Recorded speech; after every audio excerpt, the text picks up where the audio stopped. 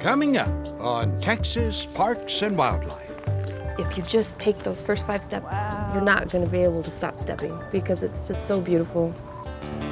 The flood of 2015 caused massive devastation to the Blanco River landscape. And what we see here is an ecosystem in recovery.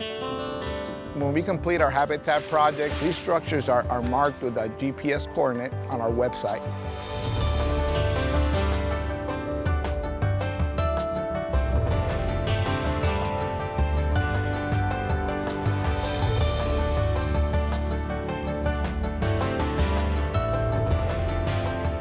Texas Parks and Wildlife, a television series for all outdoors.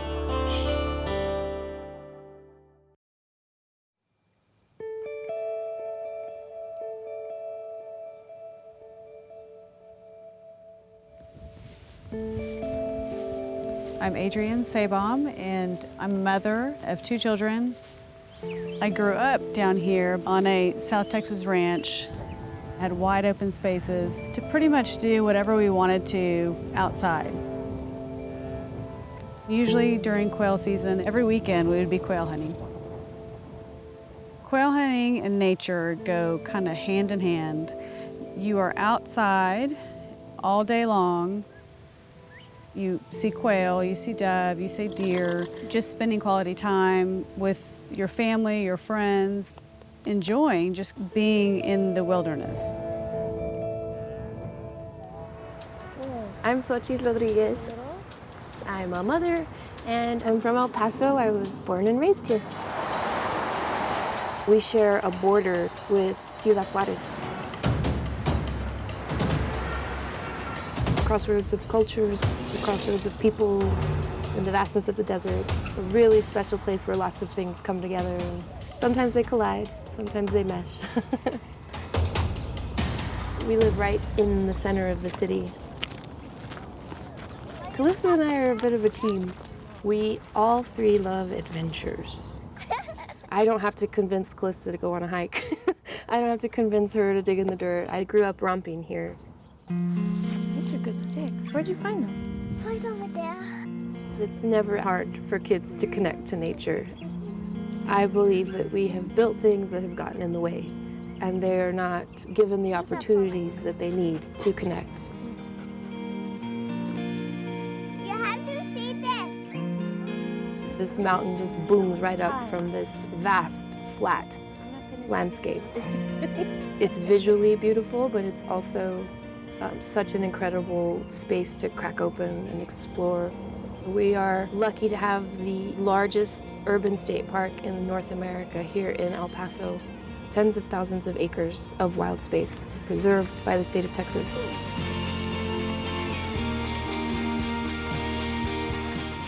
We're fortunate to have a state park in our backyard, and we're fortunate to have a mountain as the artery of our community.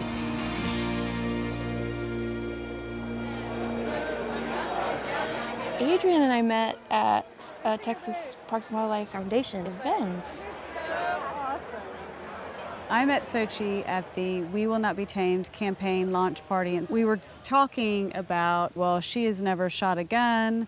She couldn't fathom that, and I had never hiked the Franklin Mountains, and so it kind of evolved into, well, maybe we should each do each other's thing.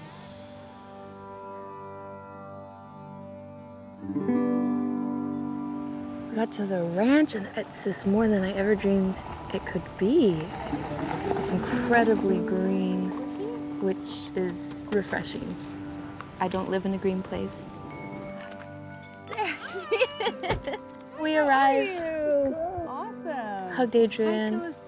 Are you so tired? And we got to go straight over to the horse stalls. And then got ready to ride horses. That will be my transport. And Xochitl, of course, from the get-go was excited about doing something new. Today, Calista rode a horse for the first time ever. Here you go. With Henrietta, cowgirl. She was scared at first, but once she got on the horse, she grew much more comfortable. Can't believe how emotional I was seeing her be on that horse. Good, baby. You're doing amazing, Calista. In my life at this moment, most of my mountaintops involve Callista doing new things and doing big girl things and overcoming fears. After horseback riding, we went to the big event. The moment we've all been waiting for. Sochi's shooting a gun for the first time. Your finger's never on the trigger until you're ready to fire. So it's gonna go right there. Safety's on, and then you kind of get in position. It's the craziest thing I've ever done. I was really, really scared. I'm a hot mess with this thing. Okay. I feel like it's gonna go off. I know, I do too. And it could be this pad if you want to take the vest off. She was super nervous in the beginning. You could tell her hands were shaking. She was sweating. In here? Holy. I learned a lot. Safety's on. So don't put your finger on the trigger until you're ready.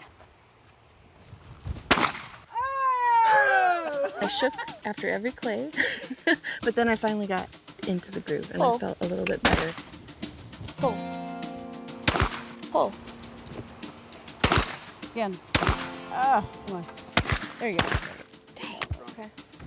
Oh, pull. Once she did it a couple times, she really relaxed. Did I hit that one? Uh-huh. And I hit one. by the end, she was having a great time. Good job. I learned to shoot alongside Adrienne and her family. Okay, pull. I could not have been with more amazing people. Ooh, wow. I was not raised around guns or hunting. To see that there's a whole other way of life laced with respect for guns and respect for hunting, I really have learned a different perspective on things that I had never had contact with.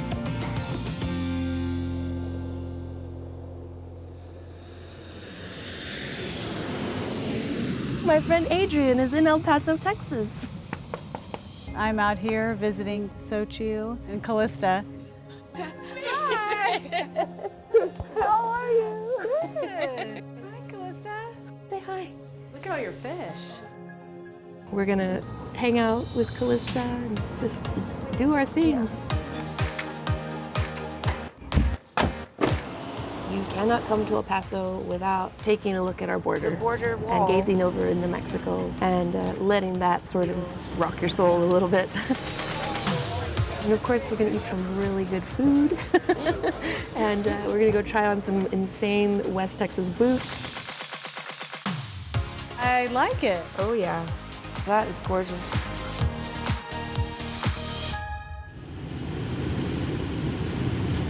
Here's our mountain. I also firmly believe that you cannot come to El Paso without hiking the Franklin Mountains. We're gonna summit, so we're not just gonna do a little hike. I think we're gonna do a big one. Intimidating. I have been hiking before, but I've never hiked in this environment, the arid, rocky terrain. Concerned about the hydration. How much water do you take? We'll usually take 3 liters plus a bottle of water. Yeah, now that it's summertime, I'll probably carry 6 liters of water with us tomorrow. Golly.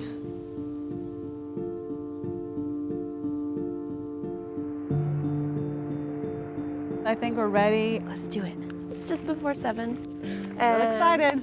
We're gonna take Adrienne to the top of the mountain. There she goes. If you just take those first 5 steps, you're not gonna be able to stop stepping because it's just so beautiful. Anybody can do it. You can go for a short amount of time. You can go on a flat surface. You can find whatever works for you. See him? Little tiny little guy? See it? Black and brown? Oh, yeah. Look at that tail. That's the great thing about hiking it. You see so much more than you do from a distance. There's a couple of pretty steep inclines, but they're beautiful because you're surrounded in yucca and ocotillo and the ground is red, and I think it's a great way to just sort of crack right into the mountain. You get a sense of how giant the world is and how little you are, and you can't help but be quiet and just stop and be humbled in that space. To just sort of be silent and parallel in a place that's much bigger than you are. It's a beautiful and a really powerful thing to experience.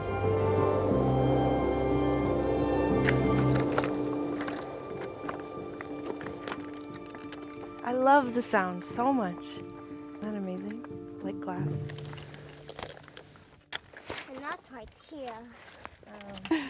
So we're about halfway. Vamos. Here we go. Climbing. Hiking the Franklins is basically lunges all the way up the mountain. Thousands of lunges under some pretty intense sun would be scary to most. Adrian is approaching this with a really fantastic enthusiasm. The ridgeline is in sight. What? Almost there. It's breathtaking.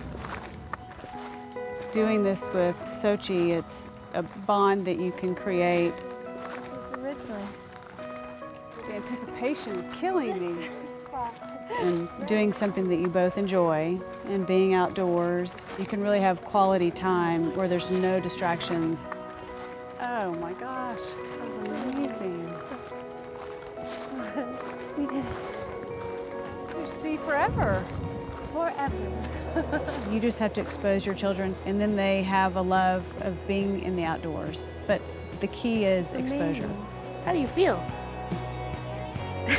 Do you feel thirsty? Now I've really seen El Paso. Yes. Oh, that was awesome.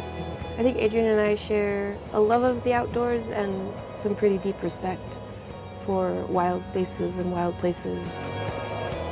And that these places need to be protected so that our kids can have a healthy place to grow up in.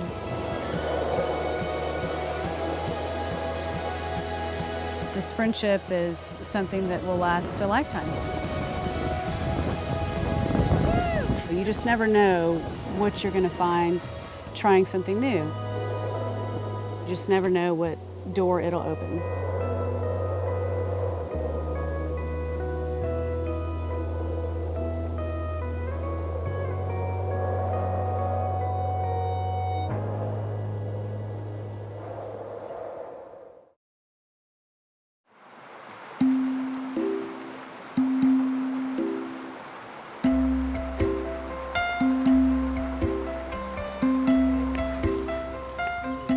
Want to come here with your family because it's peaceful, it's quiet, the river's always flowing. You can hear the birds and see the butterflies and the bees and walk around and see some natural wild flowers. So this is good to see because you've got a ton of switchgrass. And this is really what gets the process of healing started because it's really deep-rooted. Biologist Ryan McGillicuddy is checking on the progress at the Jackaroo Ranch in Wimberley, Texas. See, there's the mountain laurels at the top. The ranch is a vacation rental property with riverfront homes a stone's throw away from the Blanco River. But right now, there are entire neighborhoods under feet of mud and water, including here in the tiny town of Wimberley. just 3 years earlier, the Jackaroo Ranch looked a lot different. Historic flooding on the Blanco River claimed 13 lives, destroyed hundreds of homes, and ravaged the land along the river. The flood of 2015 caused massive devastation to the Blanco River landscape. So there was a loss of a lot of vegetation, a lot of trees, a lot of soil scour, and what we see here is an ecosystem in recovery. While recovery of this damaged ecosystem is important for the people who live here, it's vital to the wildlife that depends on the river. Healthy native streamside vegetation provides a number of ecological functions, including bank stability because its roots are deep and strong. It also provides a water quality function by filtering runoff and pollutants. But also importantly, this streamside vegetation provides a benefit for fish and wildlife. One fish species that relies on the river is the Guadalupe bass. At one point, this fish had been pushed completely out of the Blanco River system by non-native smallmouth bass. When severe drought in 2011 reduced the river to a series of small pools, fisheries biologists saw an opportunity to remove the non-native fish from the river. A year later, biologists returned to the Blanco, restocking the river with thousands of native Guadalupe bass fingerlings. We've been able to document that the fish that we've stocked are now reproducing in the wild, so it's been a pretty remarkable success story. Guadalupe bass, 228. The water is at that same level underneath your feet. In the aftermath of the flooding, biologists are encouraging landowners to consider both recreational and ecological functions when restoring their properties. People have managed these streamside properties with St. Augustine going all the way down to the water's edge. But we're trying to show folks that you can have these maintained park-like areas, but you leave some natural vegetation and some room for the river and that vegetation buffer to operate naturally. After a flood, it's natural for landowners to want to clean up the riverbank. But the wood from fallen trees can be put to good use. In a post-flood environment, there'll be a lot of woody debris, and the initial reaction might be to remove that wood because it might look like an eyesore. However, it plays an incredible natural beneficial function. That wood slows overland runoff and helps rebuild the soil bank back. So it's actually helping restore the riverbank and build it back up where there was so much soil lost here from scour of the flood. Yeah, I would think most of the trees are going to go like along this area. As many as 13,000 trees along the Blanco River were lost in the flood. Volunteers and landowners are working together to replant and restore the riverbank. Everyone's kind of looking towards reforesting this area, and that's the eventual goal, but in the meantime, we want to get some native riparian grasses and sedges in there to stabilize the soils. Only when it's a small house. These native plants hold water in the soil like a sponge. They feed creeks and rivers during the dry times of the year, so there's a lot of beneficial function to some of these native plants. We've got a lot of young sycamore coming up, and this one is post-flood. This is only a few years old. So they come up real quick and start the process of stabilizing everything. Now, what are these? You had to ask me that on camera. At the Jackaroo Ranch, they've been able to keep the open, grassy recreational areas intact, but they've also left areas of native vegetation at the river's edge, proving that you can do both.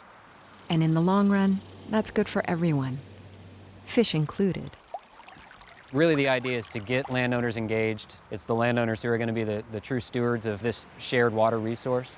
So in order to have a healthy, functioning river system that's good for sport fishery, that's good for recreation, it's good for water supply, we have to have landowners on board. Really want to see if these trees are coming in here. They are. There's so many of them down here popping up in the grass. We are doing things a little differently now. So I think it's important for us to be able to set an example and for people to be able to come out and see that it is usable, it's still great riverbank, it's beautiful, and that it's easy to maintain.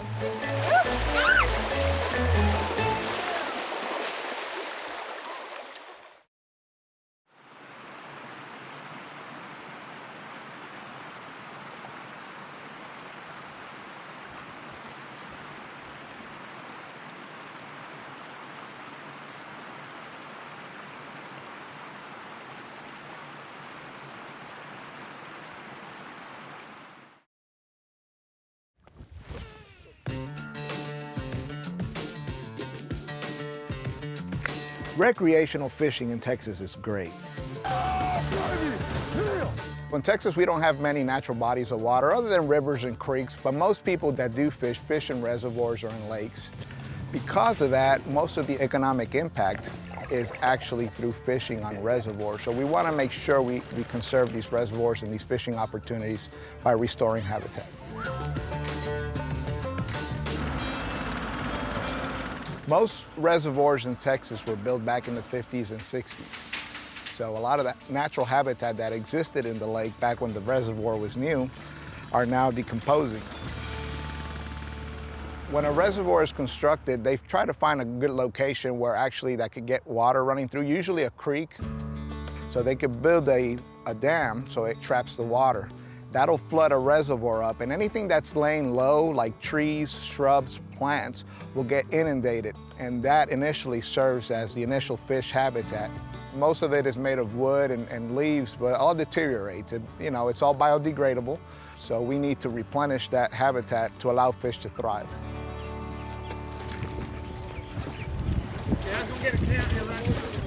We could always supplement the woody debris, the vegetation, or any type of cover that fish need. And we could do that by cutting trees that are not wanted, something like cedar trees. We could also use artificial habitat that different commercial producers make. These things are put together to mimic trees. It creates cover. That looks good. When we complete our habitat projects, we actually have different sites along the lakes. So these structures are marked with a GPS coordinate, and they're actually made public on our website on TPWD.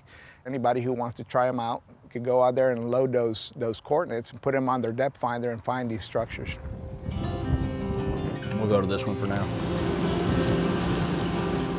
We can't do this alone. Parks and Wildlife we have the expertise to get it done. However, these projects can become expensive and they're labor intensive. So we need partnerships to actually get these great projects on the water.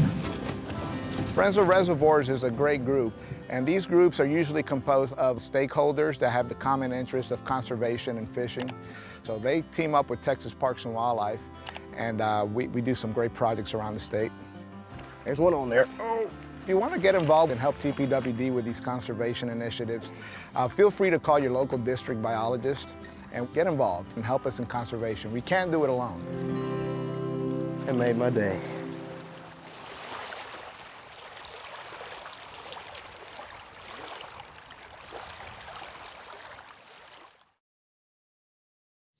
In a small place like this, there should be a lot of catfish in here.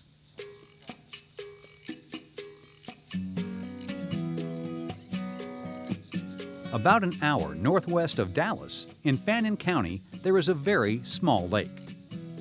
There was something jumped over there. Yep.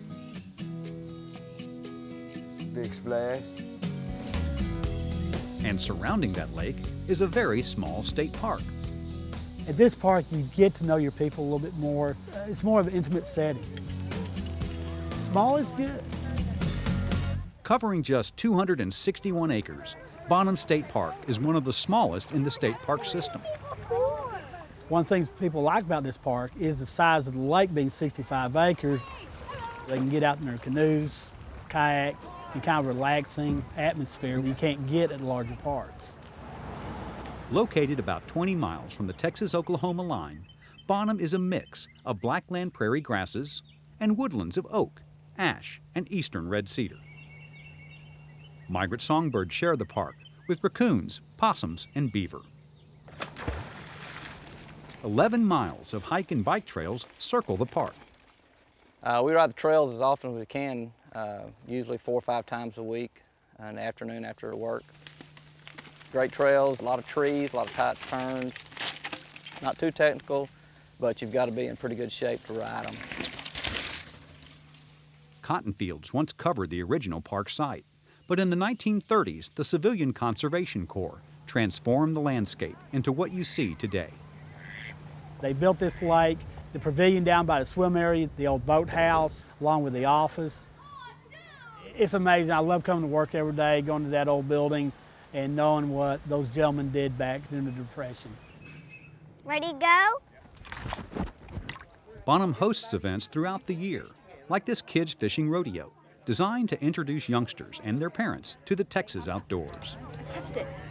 Actually, we didn't even know it was going to be here, so we just happened to show up and it was here, and I caught one. so we jumped right in. Visitors can also explore the nearby town of Bonham, which got its start in the 1830s. Named in honor of James Butler Bonham, who died defending the Alamo, it's the hometown of Sam Rayburn, the longest-serving Speaker of the U.S. House of Representatives. When Sam Rayburn passed away, they had his funeral here. And at his funeral, we had Harry Truman, Dwight Eisenhower, John Kennedy, who was the sitting president, and had LBJ. So here at Bonham, Texas, back in 1961, we had 2 ex-presidents, a sitting president, and a future president. And how many towns in Texas can say that? Despite being small, Bonham State Park has a lot to offer. Whether it's riding the trails or just hanging around the campsite. At Bonham State Park, size doesn't really matter. So it's a quick getaway where people can get away from the rat race of the big city and come back out here and just recharge their batteries.